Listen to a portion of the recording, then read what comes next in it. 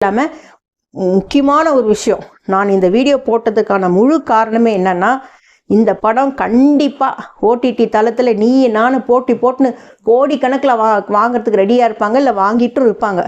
தயவுசெய்து இதை ஓடிடியில் ரிலீஸ் ஆச்சுன்னா தயவுசெய்து இந்த படத்தை யாரும், அது முக்கியமாக வீட்டில் குழந்தைங்க டீனேஜர்ஸ் வச்சுட்டு இருக்க பசங்க வச்சுட்டு இருக்க ஃபேமிலியில் இந்த படத்தை பார்க்கவே பார்க்காதீங்க. அவ்வளோதான் நான் சொல்ல முடியும். ஏன்னா நல்லது சொல்லித்தர்றது ரொம்ப ரொம்ப கஷ்டம், ஆனால் கெடுதலை கற்றுக்கிறது ரொம்ப ஈஸிங்க.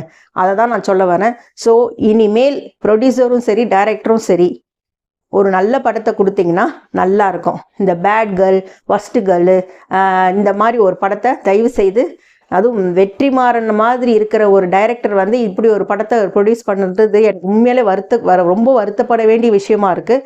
ஸோ அதை நான் எதுவும் கமெண்ட் பண்ண விரும்பலை.